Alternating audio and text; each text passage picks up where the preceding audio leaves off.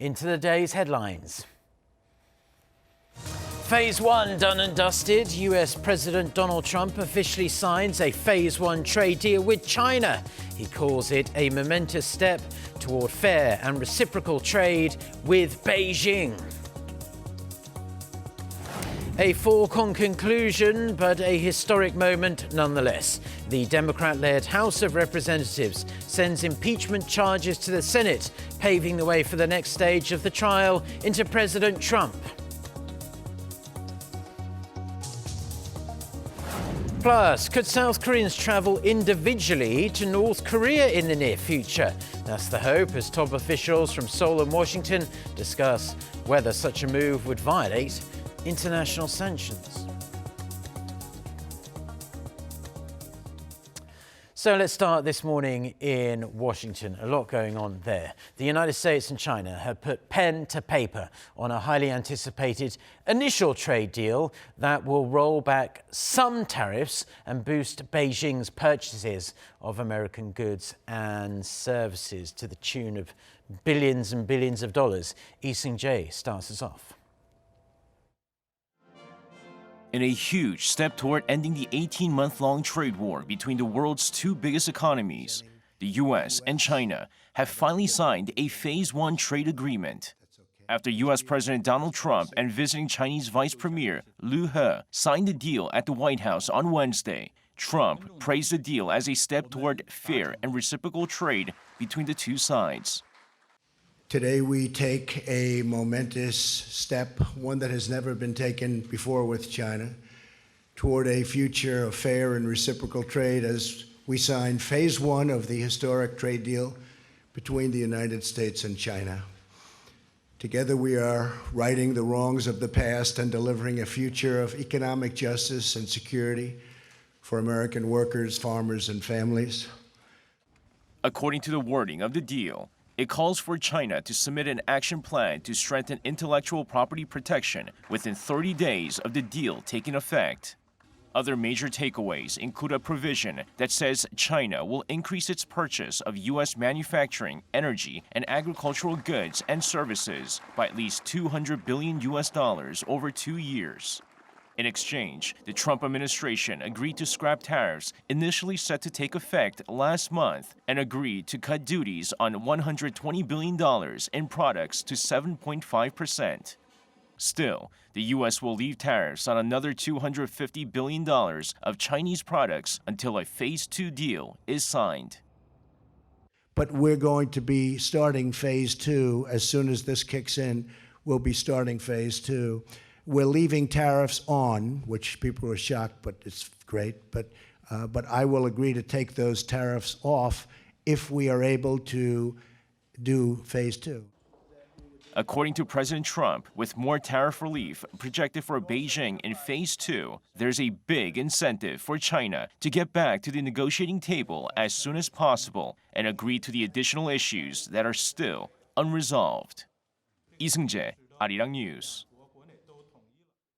South Korea's nuclear envoy says candid conversations and mutual understanding with the United States are the key to one day enabling South Koreans to travel to North Korea individually. On his way to meet his American counterpart Stephen Biegun in Washington on Wednesday to discuss possible next steps, Lee Do-hoon stressed that individual trips would not violate UN Security Council sanctions and can be worked on by the two Koreas regardless of the US position on the matter. However, he stressed Seoul's decision to coordinate with the US shows its will to respect pre-existing international consent. He said there are many issues to be discussed and both sides require Pyongyang's cooperation. So South Korea is looking for ways to boost inter-Korean cooperation as a way to lead the North Korea-US nuclear negotiations forward. They've been stuck in limbo for quite a while now. Finding areas to cooperate with the regime that don't violate UN sanctions, though, is apparently possible, as we just heard there. Oh Jung-hee reports. While international sanctions on North Korea remain solidly in place, South Korea is looking for areas in which it can cooperate with North Korea while respecting the rules. On Wednesday, Seoul's Unification Ministry stressed that there are areas that South and North Korea can work on independently, regardless of the U.S. position. The remark comes a day after South Korean President Moon Jae-in expressed hope for more active inter-Korean cooperation in his New Year's press conference. Among the inter-Korean cooperation projects, there are those that have to be discussed with the U.S. and those that South and North Korea can work on independently. As a member of the international community, we will coordinate closely with the U.S. on the sanctions. But if North Korea responds, then there are quite a few projects we can work on. The government will seek realistic ways to do this and work on them. One specific area Seoul is looking at is enabling South Korean citizens to travel to North Korea on their own.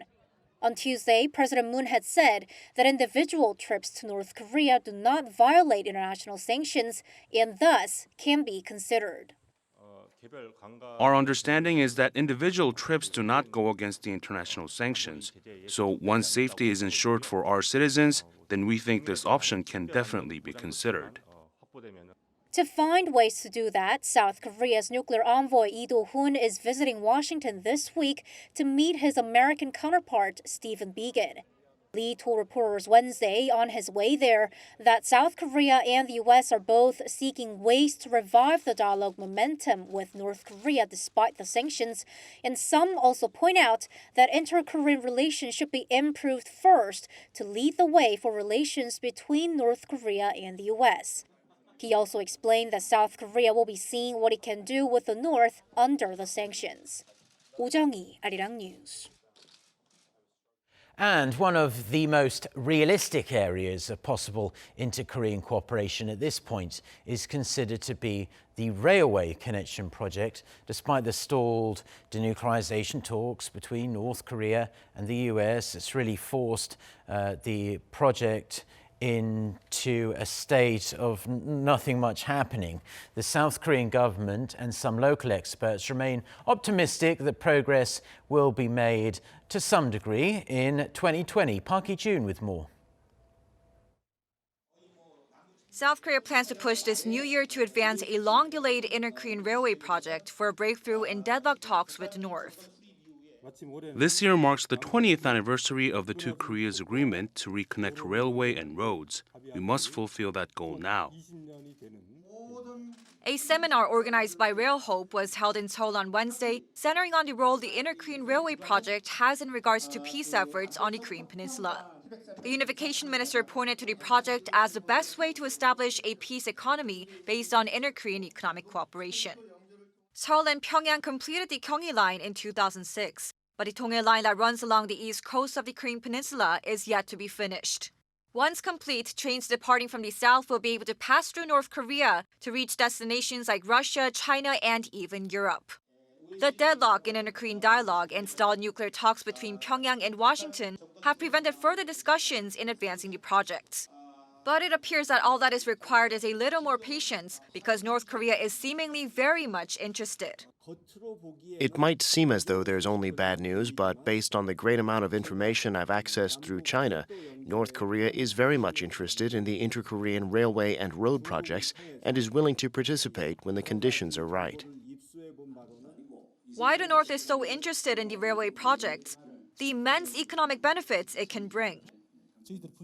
The railway connection project has enormous economic effects. Analysis show that it can bring South Korea benefits worth $1.4 billion, whereas North Korea would see benefits worth $14 billion. The groundwork is slowly being made to realize the vision.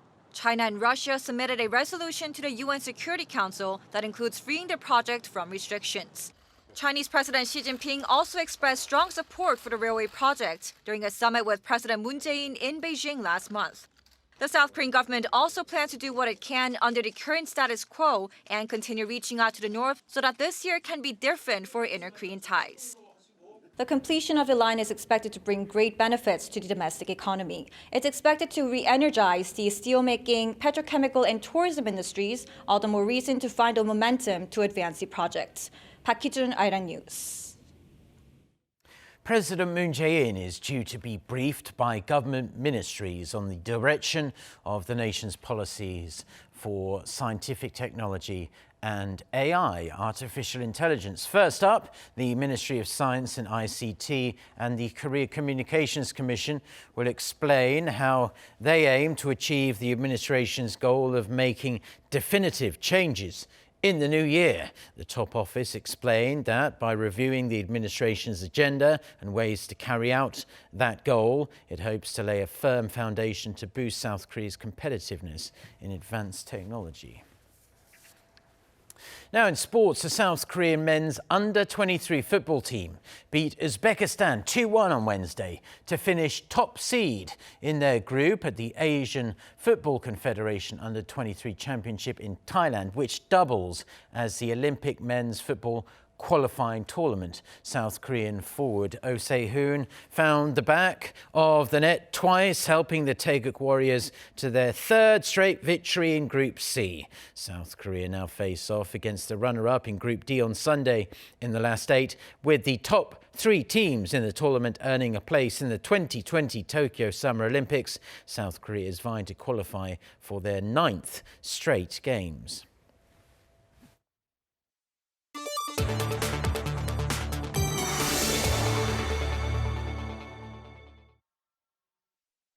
Another day of high drama in Washington. It was only considered a matter of time before it actually happened. But the US House of Representatives has now, after almost a month, officially sent 2 impeachment articles against President Trump to the Senate. For more on this and other news from around the world, let's turn to our Yoon Jung-min. Jung-min, tell us more about this truly historic move. Sure, Mark. President Trump will be only the 3rd president in U.S. history to face an impeachment trial in the Senate. House managers delivered the articles to the Senate on Wednesday. Take a look. A few minutes ago, the Senate was notified that the House of Representatives is finally ready to proceed with their articles of impeachment. I'm confident this body can rise above short-termism and factional fever and serve the long-term best interest of our nation. Earlier, McConnell had criticized Democrats, claiming the impeachment came about due to partisanship. In the vote on Wednesday, the House confirmed by 228 to 193 to send the impeachment articles to the Senate, with most members voting along party lines. President Trump will face his Senate trial as early as next week on charges of abuse of power and obstruction of Congress over the Ukraine scandal. Among the 7-member prosecution, the trial will be led by House Intelligence Committee Chairman Adam Schiff and Judiciary Committee Chairman Jerry Nadler. Take a listen to Representative Schiff.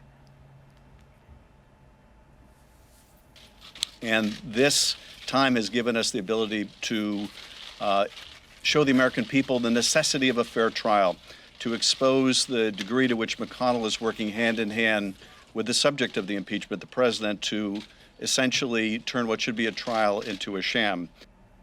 There are 53 Republicans in the 100-seat Senate, and they are expected to acquit President Trump. So far, none of them have voiced support for Trump's removal from office. The impeachment requires the approval of at least 2/3 of the Senate. President Trump again criticized the Democrats for trying to remove him. The White House spokeswoman Stephanie Grisham said in a statement that Trump expects to be, quote, fully exonerated as he has done nothing wrong. Trump was impeached by the House over allegations he tried to meddle in the 2020 presidential election by asking Ukraine's president to open a corruption investigation against his rival Joe Biden and his son. Russian Prime Minister Dmitry Medvedev has announced that his government is resigning to pave the way for President Putin to carry out his constitutional change. The Prime Minister submitted resignation on Wednesday, shortly after Putin announced his plan to shift some power between the presidency and parliament. In televised remarks, Putin said Medvedev will take up a new position as the deputy head of the Presidential Security Council. The Kremlin said Russia's tax service chief, Mikhail Mishustin has been appointed as the new prime minister. Some watchers say the move is designed to allow Putin to extend his rule of Russia. Chinese health authorities have admitted for the first time that the mysterious pneumonia that had broke out in the city of Wuhan could be contagious among people. This comes as it has been confirmed that a man who was infected at a fish market in Wuhan transmitted the disease to his wife. Unlike other patients who worked at the fish market, the wife hadn't visited the market. The Chinese government is on alert ahead of the Lunar New Year holiday, when millions of people are expected to be on the move.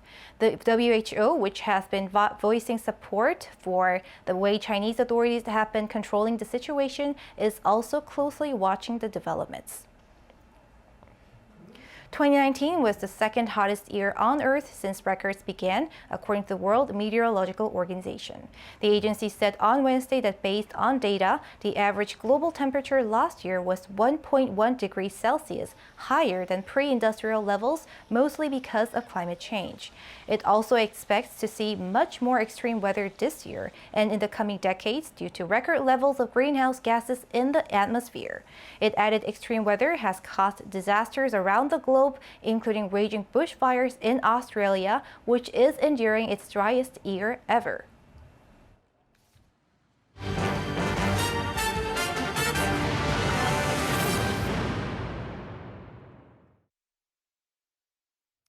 Now, in South Korea's military, there are divers who are dispatched to some of the most dangerous areas on the whole of planet Earth. The Navy's Sea Salvage and Rescue Unit, or SSU, is where a select number of the most elite members of the South Korean military are deployed. Kim Jong went to see why it takes more than just being your average soldier to join their ranks. Try to imagine the training regimen of one of the most specialized forces in the Korean military that's dispatched to the worst situations that can unfold on the high seas. Well, for starters, training for the Sea Salvage and Rescue Unit at the country's southern coastal military base of Jinhae is held in January, the coldest time of the year, without much clothing for warmth. The SSU is notorious for its intensive training program aimed at training soldiers for search and rescue operations in the toughest conditions. The SSU are all scuba divers specializing in operations in deep water, trained primarily to control their minds and bodies against the icy cold. After a run, they go deep into the freezing ocean without much equipment after engaging in an exercise the previous day wearing heavy scuba gear. I put my utmost efforts into the training to overcome my limits and to gain confidence that I'll be prepared to save people's lives, even in unpredictable conditions at sea. The training also involves a Navy helicopter and SSU units in a simulation of a search and rescue operation.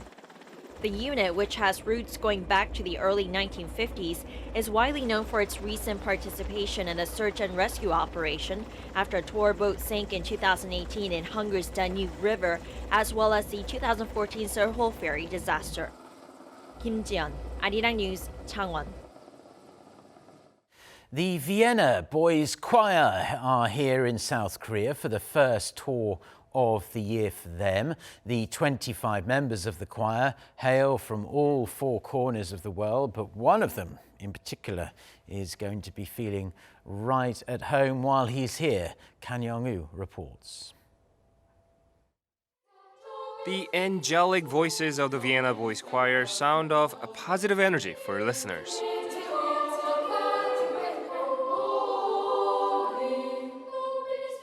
The world's most well-known boys choir has come to South Korea for their first tour of 2020.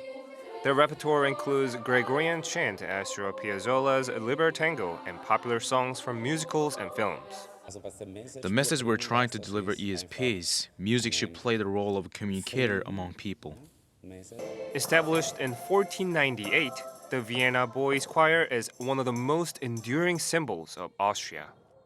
It's divided into 4 sub-choirs, which are named after famous Austrian composers associated with the choir's history: Bruckner, Haydn, Mozart, and Schubert.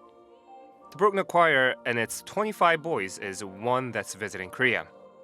Aged 8 to 14, the boys are from all around the world, but one of them has found a special meaning this time, Korean soprano Park Si-yu.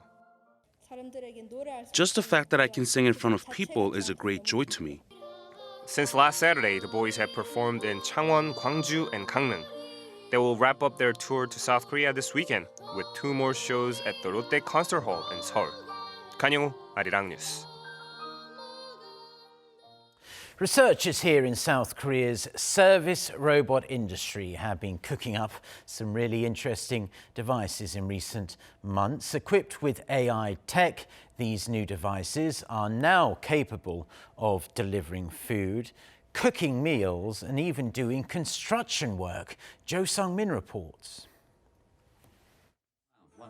The human desire for a more convenient life has been portrayed in many creative works, including film. For instance, Bicentennial Man depicted a robot cooking, cleaning, and doing other chores for his human masters. Although robots have not yet reached that level of service, they are able to help people save time on errands. One example is a food delivery robot that carries food to someone who's ordered it through an app.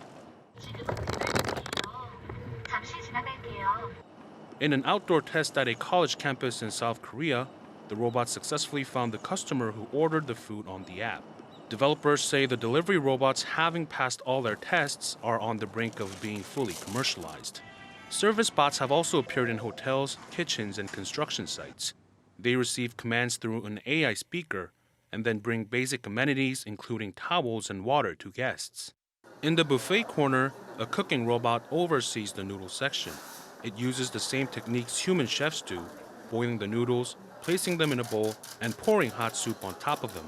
Meanwhile, an excavator here is digging and moving piles of sand at a construction site, but there's no one in the cockpit. This is a newly developed autonomous excavator run using AI technology. It's not about putting robots in jobs that humans can do. We can raise productivity by placing them in settings that are harsh for people. The company says it plans to achieve full automation of construction machines by 2025, and experts say more developments in robot services are coming soon. Jo Sung-min, Arirang News.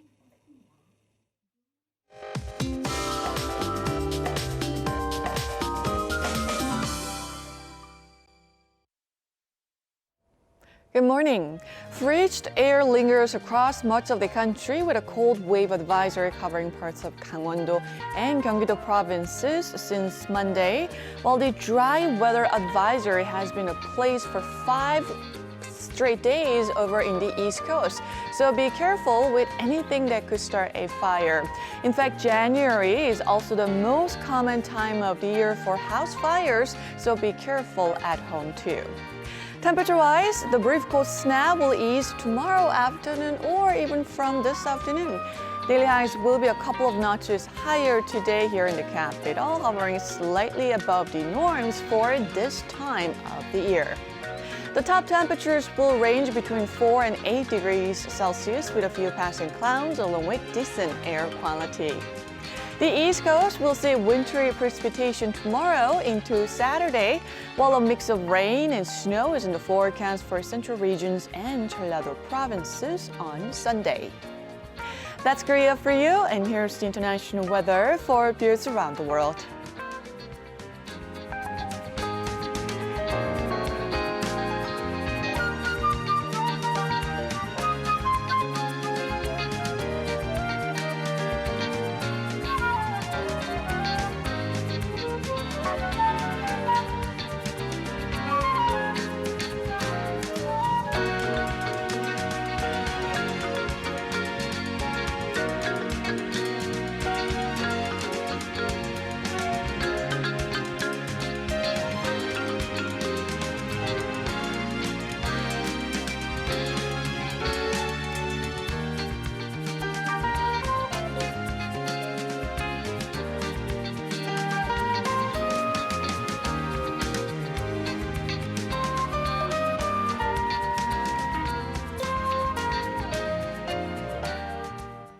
Well, that's where we're going to leave the news and weather for now on this Thursday morning here in Seoul. Stay tuned to Arirang TV. Plenty more coming up, including our next newscast at noon, Korea time. Until then, goodbye.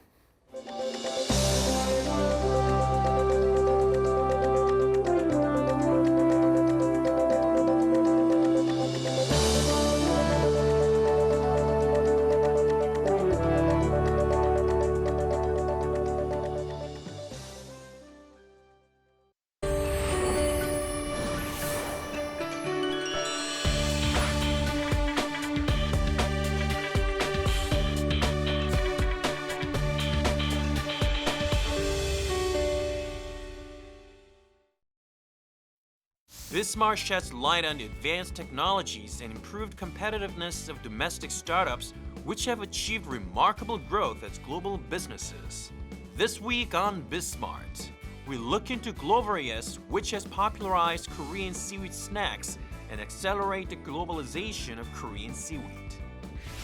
Also, we introduce the Gov't, a developer of automatic wireless charger mount for mobile phone.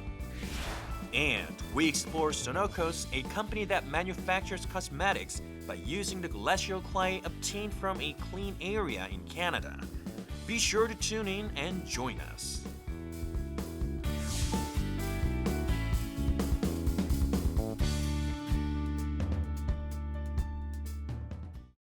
와서 나 여기 와서 아리랑 TV에 나 여기 왔어. 어렸을 때 만들어진 어떤 자아라든가 어떤 성향이라든가 이런 것이 평생을 간다는 생각이 듭니다. 아마도 나 여기 온 건 여러분 보려고 여러분 보려고 여러분 보려고.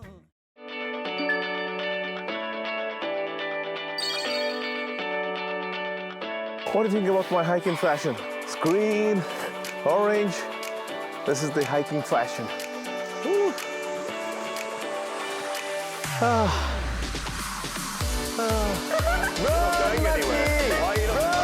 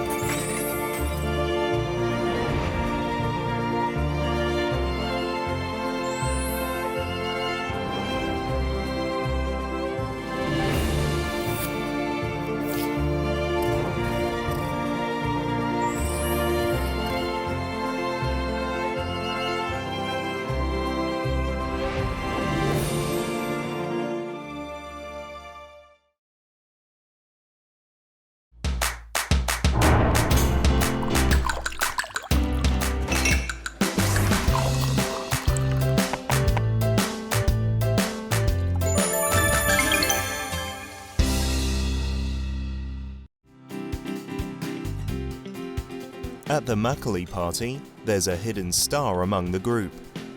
He's the man responsible for creating anju, or dishes that complement alcohol. It's chef Jeong-Paul Borez.